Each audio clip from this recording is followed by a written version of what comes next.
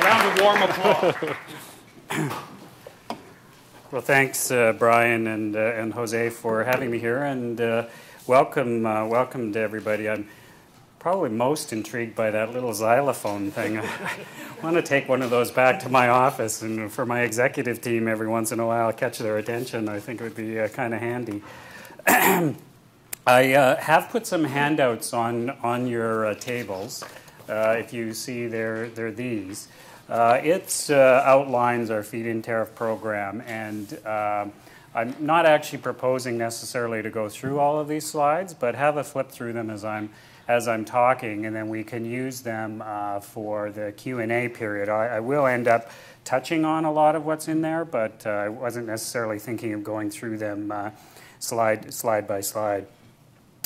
To begin with, when I was thinking about preparing for here, I was thinking that while I haven't had the chance to go to Spain and visit the energy system yet, I have had the chance to visit Spain a few times on various holidays, and until lately, I was really most impressed probably by three things in particular from Spain. The architecture of Gaudi was I was very impressed with that at quite an early age. The Barcelona waterfront, I happened to have a chance to visit that at a time when Toronto's waterfront was looking pretty sickly in comparison.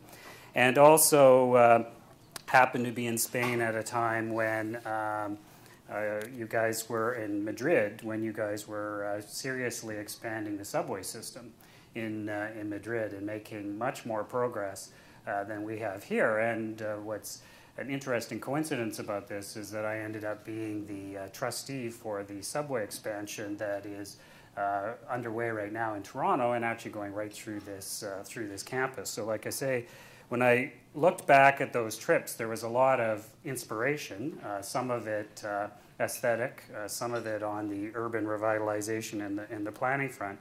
But I didn't realize at the time that I was going to be coming back with much more inspiration for the job that I'm in now. And so obviously we had a lot of consideration for what was going on in Europe when we were this time last year thinking about getting going with our own feed-in tariff program.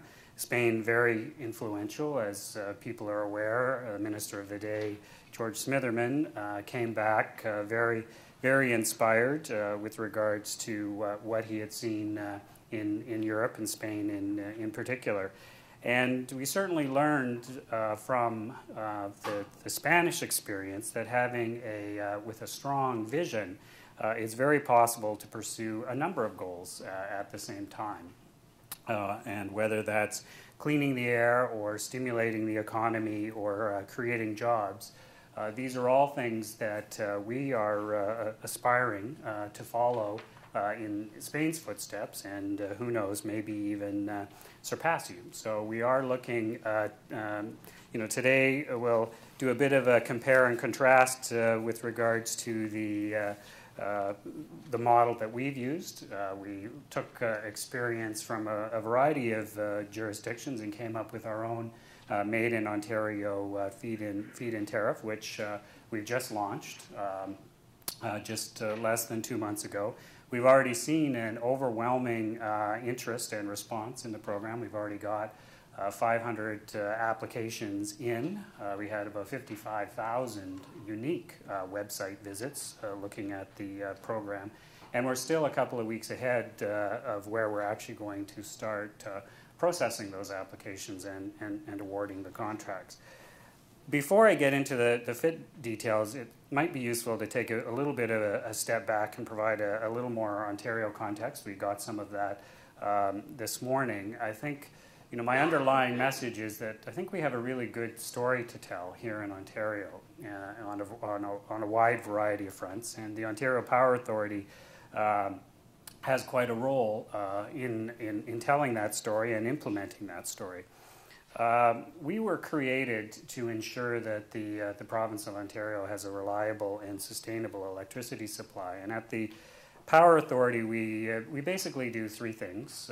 We plan for the long term, we coordinate conservation, and we also do the bulk of the tendering and the contracting for new resources. So we certainly look out for the ratepayer, but increasingly over the last little while, we're also being asked to consider other objectives. Other than just keeping the lights on or keeping the electricity prices low. And here I'm talking about other considerations like job creation, environmental sustainability, environmental issues, thinking about low-income people and the impacts that electricity has on them. So we don't actually own or build or operate anything ourselves. We have generation companies for that.